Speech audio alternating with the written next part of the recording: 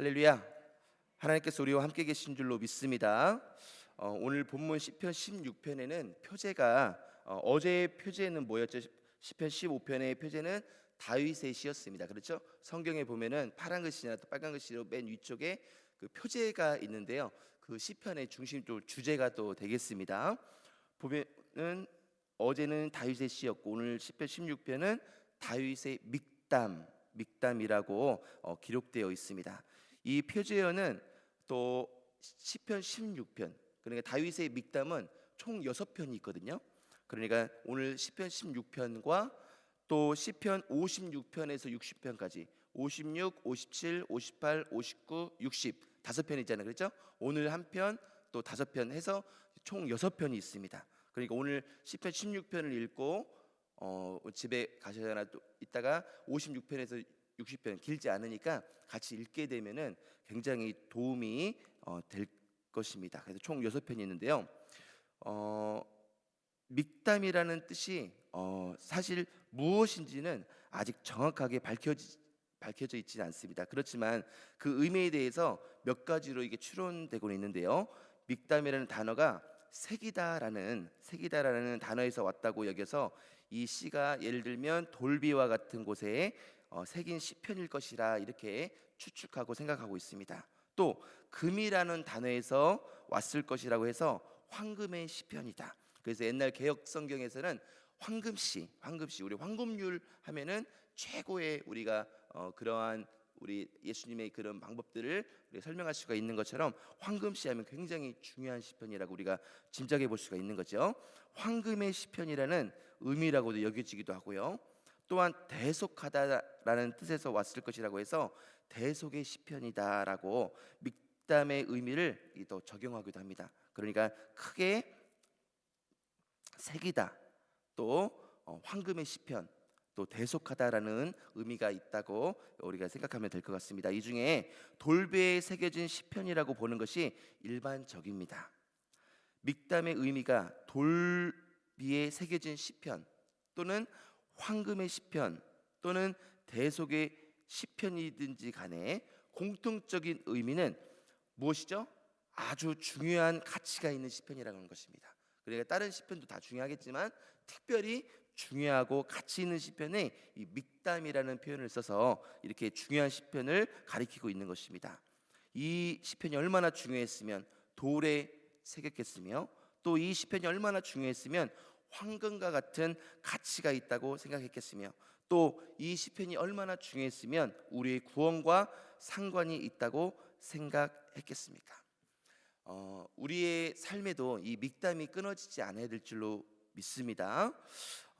때로는 이런 제가 한번 이야기를 한번 들려주고 싶습니다.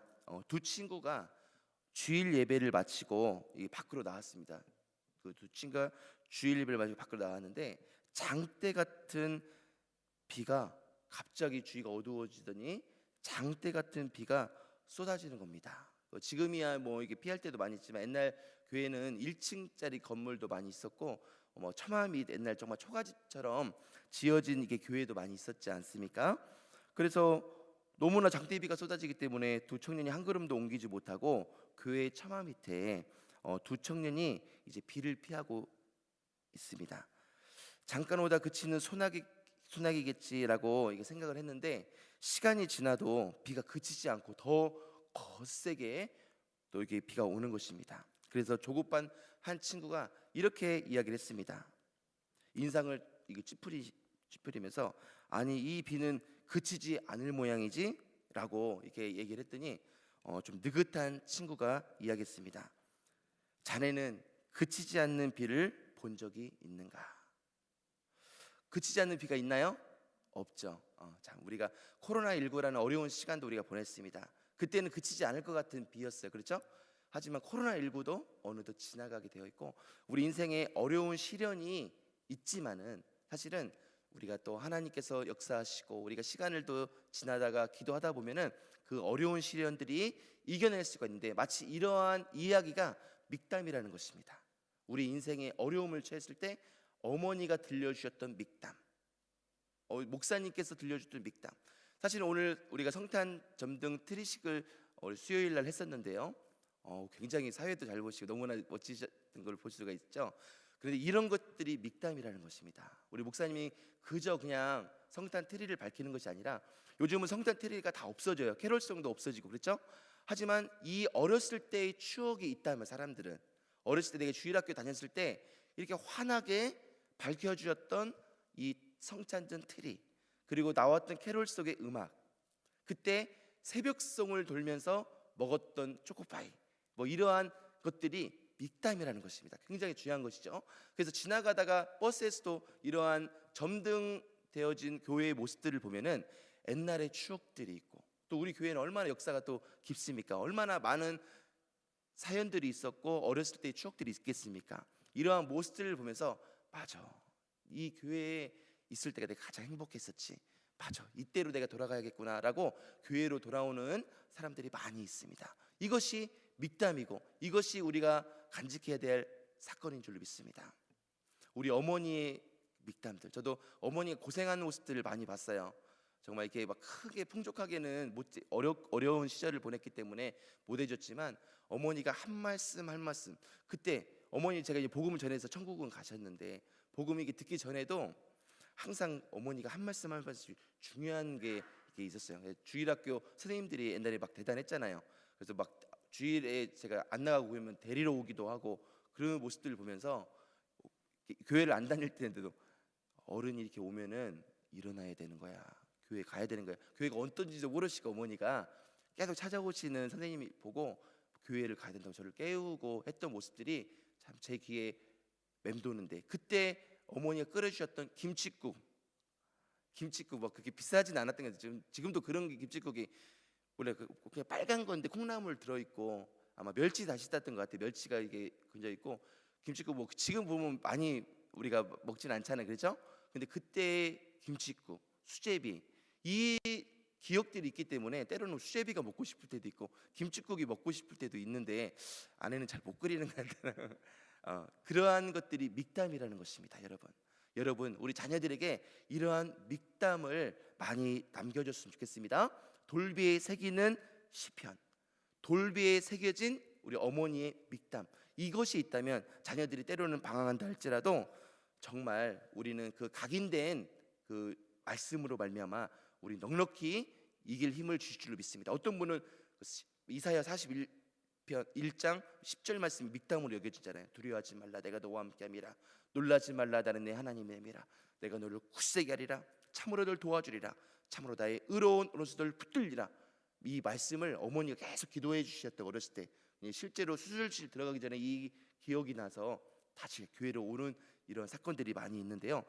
이 좋은 믹담들을 우리 자녀들에게 많이 각인시켜 줄 줄로 믿습니다. 근데 이 시대에는요, 세상은 이 중요한 것을 가르쳐 주지 않고 각인시키지 않고 잘못된 것을 가르쳐 주고 있고 각인시키고 있습니다.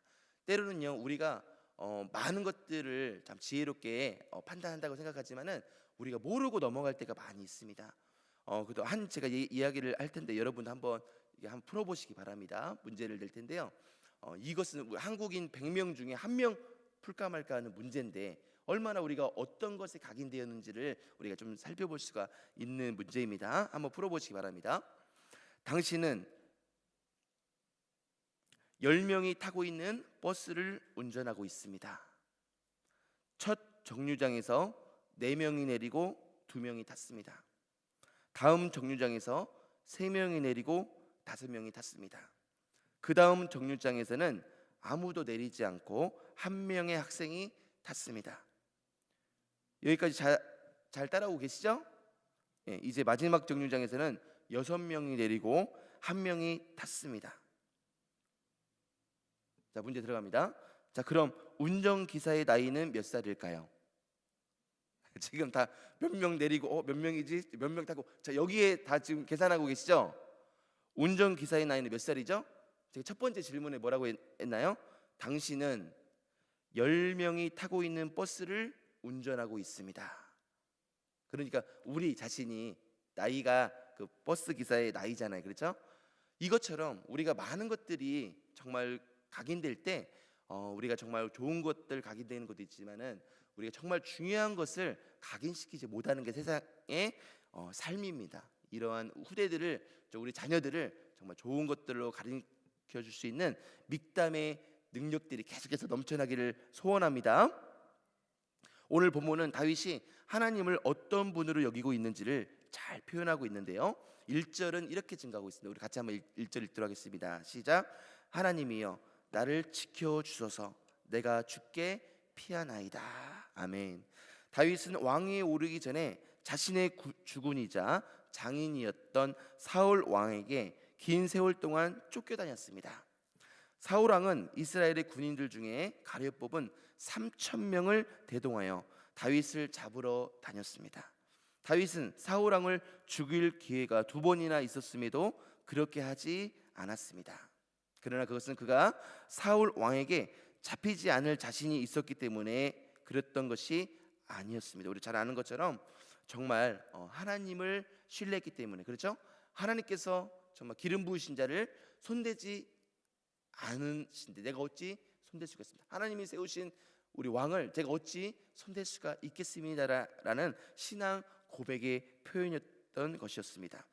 다윗은 이스라엘 땅 안에서는 자신이 피할 곳이 아무데도 없다고 여겨질 정도로 사울 왕을 또 피해서 도망다녔습니다. 왜 그러냐면 계속 죽이려고 했기 때문에 그렇습니다.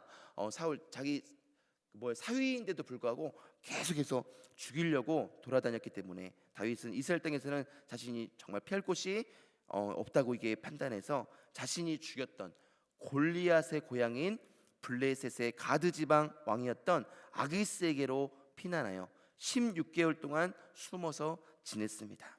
만약 다윗이 거기에 숨어 지내는 동안 블레셋이 이스라엘과 전쟁을 벌일 때 블레셋의 편에서 전쟁을 치렀다면 다윗은 이스라엘의 왕이 되지 못했을 수도 있었을 것입니다. 자기 조국, 자기 백성을 향해서 칼을 겨누는 사람이 어떻게 왕이 될 수 있겠습니까? 그런 과정을 통해서 다윗은 깊이 절감하게 되었습니다. 자신을 지켜줄 수 있는 분이 하나님밖에 없으시고 이스라엘이든지 블레셋이든지 이 땅에는 자신이 피할 곳이 없다라는 것을 깨닫게 되었던 것입니다. 계속해서 2절은 이렇게 증가하고 있는데 2절 같이 한번 읽도록 하겠습니다. 내가 여호와께 아뢰되 주는 나의 주님이시오니 주밖에는 나의 복이 없다 하였나이다. 아멘. 이번에도 다윗은 하나님을 1인칭으로 고백합니다. 나의 주님, 나의 복이라고 고백하고 있는데요.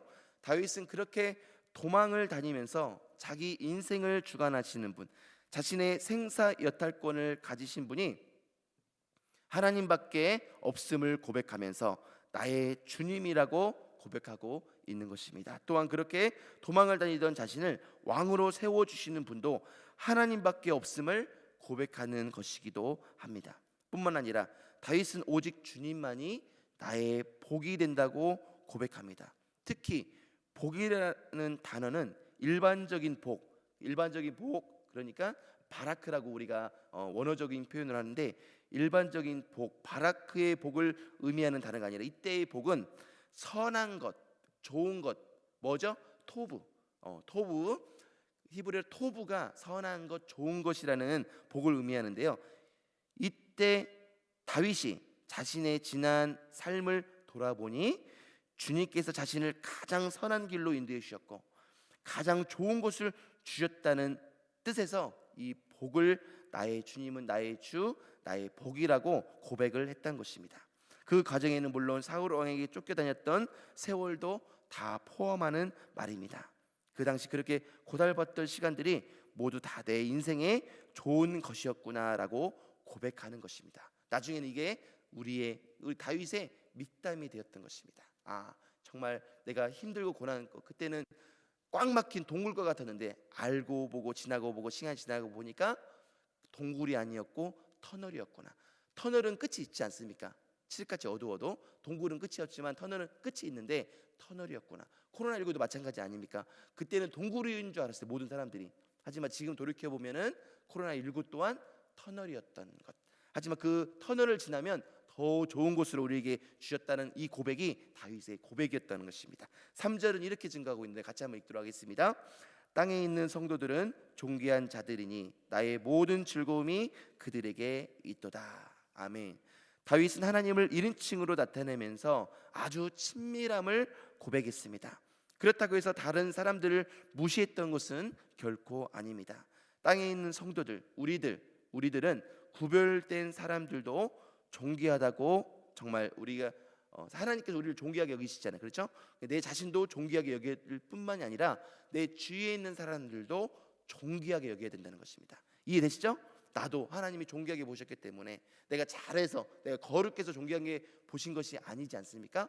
무조건적으로 일방적인 사랑으로 예수님을 십자가에 못 박혀 피 흘려 죽기까지 우리를 사랑하셨기 때문에 우리 또한 내 주위에 있는 사람들을 사랑하고 인정하고 하나님의 사랑으로 나가야 될 줄로 믿습니다. 하나님께서 나를 존귀하게 여겨주심을 중심으로 믿는 사람은 다른 사람들도 존귀하게 여겨주신다는 것을 인정해야 합니다. 내가 하나님께 존귀하게 여김을 받았기 때문에 다른 사람에게 무례하게 행한다면 그것은 주님의 존귀하게 하심을 하찮게 만드는 것이기 때문입니다. 또한 하나님을 기뻐하고 하나님 기쁨이 되는 사람은 함께 살게 하신 사람들도 기쁨으로 받아들입니다. 4절은 이렇게 증거하고 있는데요. 4절 같이 한번 읽도록 하겠습니다. 다른 신에게 예물을 드리는 자는 괴로움이 더할 것이라. 나는 그들이 드리는 피의 전제를 드리지 아니하며 내 입술로 그 이름도 부르지 아니하리로다. 아멘. 예물을 드리는 자의 문자적인 의미는 쫓아가는 자라는 뜻이 있습니다. 우리 인간은 하나님을 쫓아가도록 창조되었습니다. 하지만 아담과 하와의 범죄 이후로 하나님을 쫓는 삶을 살려고 하지 않고 하나님의 대용품을 쫓으며 살려고 하고 있습니다. 대용품의 대표적인 것이 재물이고 그 외에도 하나님의 대용품으로 하는 것이 힘이고 권력이고 또 욕망이고 취미고 학문 등등이 있을 수 있습니다. 그것을 가지면 더 이상 행복이, 또 정말 내가 너무나 행복하고 정말 다른 것이 없고 이것만 있으면 내가 성공할 것 같고 패배에 젖지 않을 것 같다라는 생각을 갖기도 합니다. 하지만 그것을 쥐지 못하면 패배감이 쌓이고 수치감이 밀려오고 잡았다 할지라도 내가 이것을 위해서 살았다는 말인가 하고 한숨이 쉬어집니다. 권력이 최고인지 권력을 해보니까 허무해지는 거예요. 아무것도 아닌 신기류와 같은. 그래서 자살도 하는 사건도 벌어지고, 돈이 최고인 줄 알고 최고의 대기업의 총수도 되었지만 가져본들 허무한 겁니다. 그러니까 또 자살하는 사람들이 우리는 신문에서 볼 수 있지 않았습니까? 그래서 다윗은 분명히 알고 있었습니다. 자신의 입술로 불러야 할 분은 다른 분이 아니라 하나님의 대용품이 아니라 바로 하나님이시라는 사실이었습니다. 내가 이것을 붙잡고 가리라. 하나님의 대용품을 붙잡고 가는 것이 아니라 하나님만을 붙잡고 가리라. 이 고백이 바로 4절의 고백이었던 것입니다. 5절은 이렇게 증가하는데 같이 한번 읽도록 하겠습니다. 여호와는 나의 산업과 나의 잔의 소득이시니 나의 분깃을 지키시나이다. 아멘. 이스라엘 자손들이 출애굽하여 가나안 땅에 들어가 땅을 분배할 때 레위 지파 사람들에게는 땅을 나눠주지 않았습니다. 왜냐하면 레위 지파 사람들에게는 하나님께서 기업이 되시기 때문입니다. 그래서 많은 지파들이 11조를 내면은 그 11조 낸 걸 가지고 또 생활하기도 하고 하나님이 기업이 되실 때 다른 일을 갖지 않았었죠. 다윗은 레위 지파가 아니라 바로 유다 지파 사람이었기 때문에 당연히 유다 지파의 땅이 있었습니다. 그리고 다윗은 이스라엘의 왕이었습니다. 그래서 이스라엘의 전 영토가 사실은 다윗의 것이나 다름이 없었습니다. 그는 강력한 군주였고 지금 이스라엘 국기에 그려진 별이 다윗의 별입니다. 다윗이 다스리던 시대가 이스라엘 전 역사에서 가장 번성했던 시기였습니다. 그러나 다윗은 이스라엘 전 국토가 자기 산업, 자기 잔의 소득이라고 말하지 않습니다. 하나님께서 자신의 산업과 자신의 소득이 되신다고 말하고 있습니다. 그렇기 때문에 하나님께서 자신의 분깃, 다시 말해서 자신의 몫을 지키시는 분이라고 고백하고 있는 것입니다. 즉 다윗은 자신이 이스라엘의 왕이라고 생각하지 않고 하나님께서 이스라엘의 왕이 되신다고 생각하면서 자신은 청직이라고 고백하는 것과 같습니다. 사랑하는 성도 여러분, 우리 영락교회의 모든 성도님들은 아마 이러한 마음을 갖고 계실 줄로 믿습니다. 하지만 주위에 믿지 않는 많은 분들은 혹시 이러한 또 하나님의 대용품을 쫓아가면서 힘들어하고 있지는 않습니까? 정말 우리 가정, 정말 우리 친구, 우리 친척을 뛰어넘어 정말 내가 모르는 사람이라 할지라도 하나님 사랑으로 나가서 전도하여 좀 하나님 나라를 든든히 세울 수 있는 저와 여러분 되시기를 예수 그리스도 이름으로 간절히 기도드립니다. 우리 기도하겠습니다. 거룩하고 존귀하신 하나님 아버지, 참으로 감사합니다. 그렇습니다. 우리가 때로는 하나님이 살아계심을 알음에도 불구하고 그것을 잠시 잊어버리고 하나님의 대용품인 재물과 권력과 또 세상 것들에 또 아버지 정말 쫓아갈 때가 있는데, 하나님 우리를 불쌍히 여겨주시고 정말 하나님의 대용품이 아니라 하나님만을 바라갈 수 있는 우리 모든 또 성도님 되시도록 역사하여 주옵소서. 우리 주위에 믿지 않는 많은 분들이 있습니다. 그들은 이 목마름에 허덕이고 있습니다. 하나님 그들에게 생수의 근원 되신 예수님을 증거할 수 있는 복된 새벽 되게 도와주시옵소서. 이 시간 1,000번째 헌금으로 또 감사의 기도 제목을 담아 또 감사 헌금으로 또 1,000번째로 또 부흥의 감사 헌금으로 또 1,000번째 작정 기도 헌금으로 또 여러 가지 기도 제목을 다가 주님께 올려드린 이 예물을 주님 흠망하여 주시고 주님 약속대로 30배 60배 100배 1000배 만배로 갚아 주시옵소서. 오늘도 정말로 하나님 나라 확장을 위해 위대하게 쓰임받는 예물로 주님 사용하여 주옵소서. 오늘도 주께서 함께하여 주실 줄로 믿사옵고 예수님 이름으로 간절히 기도드리옵나이다. 아멘.